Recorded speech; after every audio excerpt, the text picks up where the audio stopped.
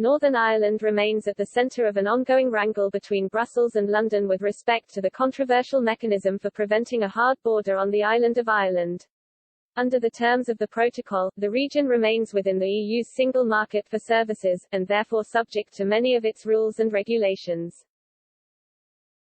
Critics in the unionist community are angry because they regard it as having imposed a border down the Irish Sea, and of having driven a wedge between Northern Ireland and Great Britain.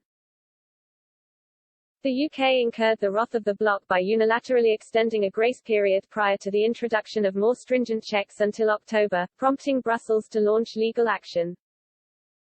Mr. Habib pulled no punches in a scathing column written for Express.co.uk today, saying of the PM, "The continued delay in facing up to the EU and protecting Northern Ireland suggests he is all talk, no action."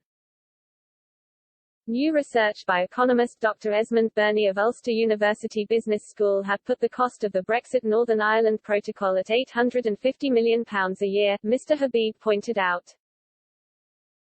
Nevertheless, the protocol, which was introduced at the beginning of 2021, is not due for review by Stormont until 2024, when it can only be ejected by a majority vote, unlikely given the balance of power. He added, the total cost by then will have been more than £3.4 billion. And if it is not rejected it would then roll on for a further 4 years with at least that sum blown again. Mr. Habib, who tried unsuccessfully to overturn the protocol in Northern Ireland's High Court earlier this year, added, "We know the protocol is undemocratic, having never had the consent of the Northern Irish people, as was and remains their right under the Belfast Agreement. We know the protocol is a threat to peace, for it makes second-class citizens of the province's populace and destabilizes its place in the Union. Now we have an estimate of the actual costs of that friction. We cannot afford to wait to revoke the protocol. It must go now, and the first stage in that process is for the Prime Minister to apply the protocol's safeguard provision of Article 16, allowing for its suspension."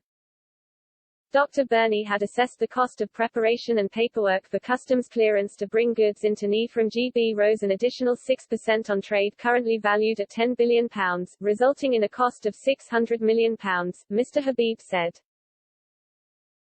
An additional cost of £250 million a year came from extra costs borne through its trader support, digital assistance scheme and extra work at ports, Mr. Habib explained. He added, after decades of neglect, NI endures the largest regional deficit in the UK, costing the Exchequer over £8 billion a year. Adding nearly another £1 billion a year, thanks to the protocol, will condemn the province to penury. So much for levelling up the country. He added, it is an abuse of the people of Northern Ireland. And, in case he has forgotten, Boris Johnson was elected on a promise of the country leaving the EU as one united kingdom, that should include Northern Ireland. Repeatedly claiming the protocol does not diminish NI's position does not make that true. His own lawyers and the High Court in Belfast accept the protocol has set aside fundamental aspects of the Act of Union. Mr. Habib said, indeed, at the same time as claiming NI's position has not been diminished, both the Prime Minister and his Brexit Minister, Lord Frost, acknowledge the extreme damage it is causing.